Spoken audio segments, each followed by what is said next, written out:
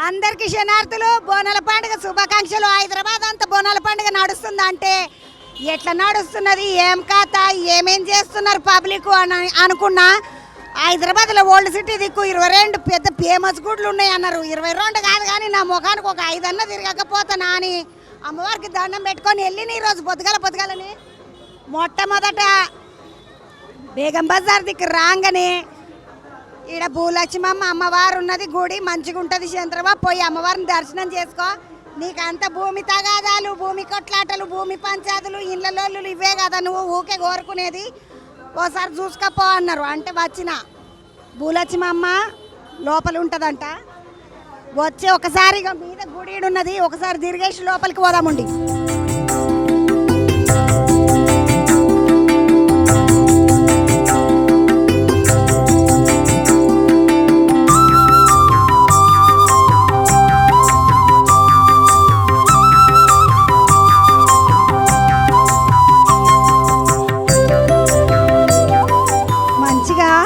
మీద తిరిగితే లోపల అమ్మవారు ఉంటుంది అన్నారు, లోపలికి పోవాలి.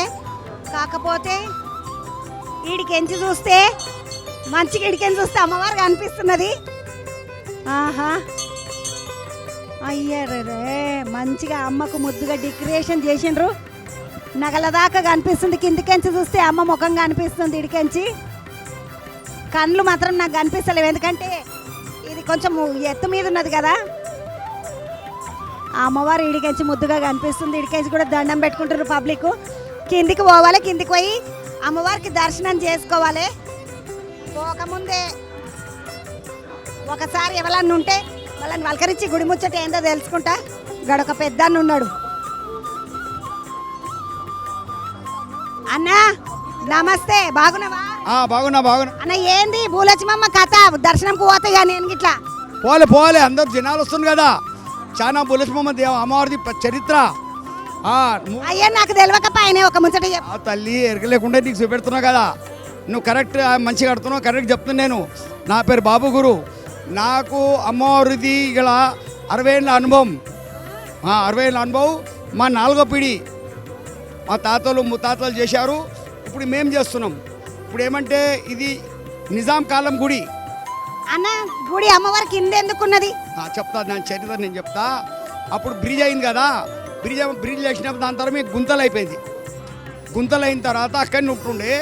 ఆ జమానాలో మన కళ్ళు టాంగబోతున్న కళ్ళు పురాణపులు కళ్ళు ఉండే కదా, అక్కడ టాంగబోతే ఆ టాంగ ఆపి అమ్మవారికి సాగబోస్తుండ్రి. అంటే నేను చెప్తలేను, మా పెద్దలు చెప్పిన మాట. సాగబోసి దండం పెట్టి అక్కడ పురాణపులు కంపౌండ్కి పోతుండే. ఎవరన్నా వచ్చి కొబ్బరికాయలు కొట్టాలి, ఎప్పుడైనా ఒకసారి దిగాలి. మెట్లు గిట్ట లేకుండే. ఇట్లా మనం పిల్లగాడు దిగినట్టు వెళ్ళాక దిగి కొబ్బరికాయ కొట్టి గుంతల చెట్టు ఉండే, చెట్టు చిన్న గుడి ఉండే. ఇదే దీని చరిత్ర. అప్పుడు ఏమైందంటే ఈ రోడ్ ప్లాన్ వెళ్ళింది నిజాం రేట్లా. ఇక రోడ్ ప్లాన్ వెళ్తే ఆ రోడ్ ప్లాన్లో గుడి వచ్చింది.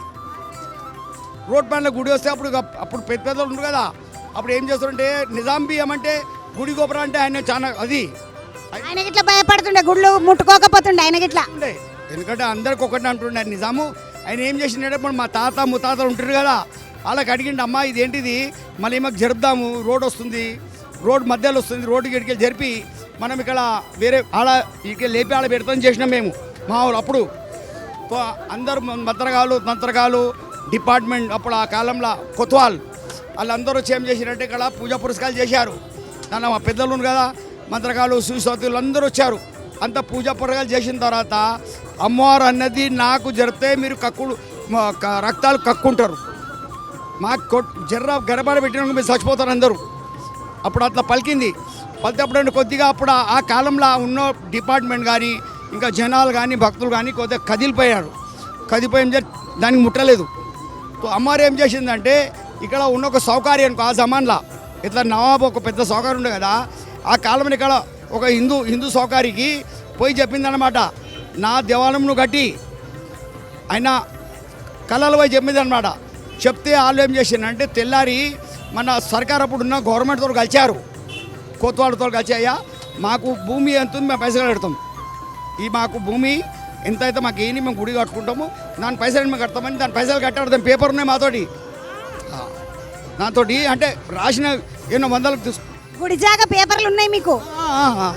ఉన్నాయమ్మా ఉన్నాయి అంత, ఎందుకంటే మా తోటనే మేము కాబట్టి చూపెడతాం, మేము అవసరం చేపట్టి చూపెడతాం. అప్పుడు కొనుక్కొని వాళ్ళు కట్టించారు.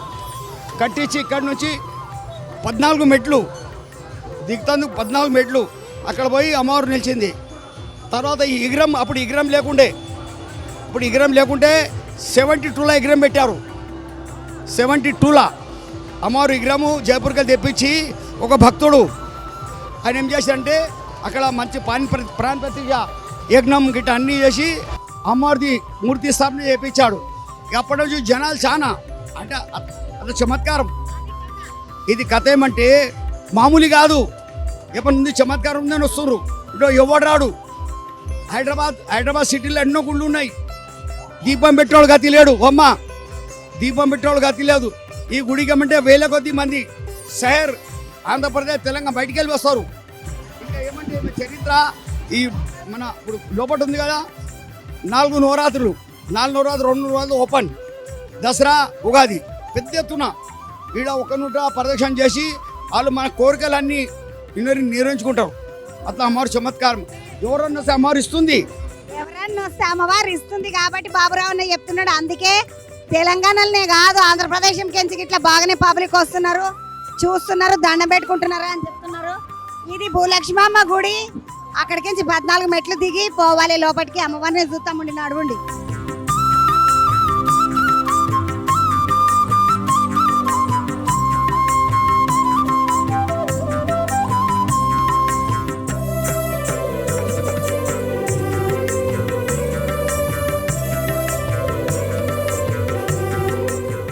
బేగం బజార్ కాడ భూలక్ష్మమ్మ గుడి అంటే మెట్లన్నీ కిందికి దిగి అండర్ గ్రౌండ్ అంటారు కదా, లోపలికి వచ్చి అమ్మవారిని చూసి దర్శనం చేసుకొని ముద్దుగా ఎంత ముద్దుగా ఉన్నదంటే అమ్మవారు పాలరాతి విగ్రహంతో ముక్కెర పెట్టుకొని పండుగకి నేను సిద్ధమైన పిల్లలారా అన్నట్టుగా ముద్దుగా దండలు గిండలు వేసుకొని కూర్చున్న అమ్మ. ఈ అమ్మవారి పేరు భూలక్ష్మమ్మ. ధర్తిమాత అంటారంటే ఇక్కడ ఉన్న పబ్లిక్ అందరూ మంచిగా అమ్మవారికి దర్శనాలు నడుస్తున్నాయి. మనం మీదికి పోదామండి.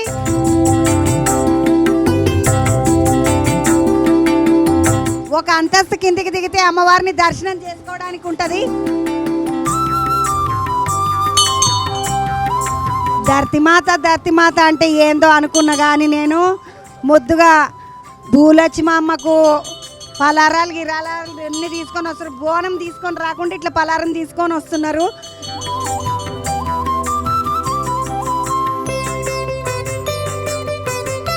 అందరినీ తీసుకొని మంచిగా సాకలు పోయనీకే బోనాలు పెట్టనీకే వస్తున్నారు పబ్లిక్ అంతా.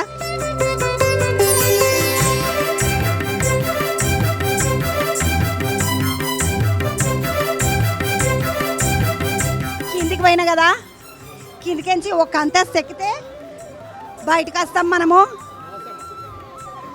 మంచిగా భూలక్ష్మమ్మ దర్శనం చేసుకొని బయటకెళ్ళి లోపలికి పోయేటప్పుడు గీడనే ఉండొచ్చు అమ్మ అనుకున్నా కానీ ఒక్క అంతస్తు దిగినాం. మీరంతా పూజారులు మంచిగా అమ్మవారు మంచిగా దేవత, అందరికి మంచిగా చూస్తారు, చల్లగా మంచిగా ఆశీర్వాదం ఇస్తారు. అంతా తలుచుకొని వస్తారు అందరు చాలామంది అమ్మవారిని దాల్చుకొని అందుకే వస్తారంట.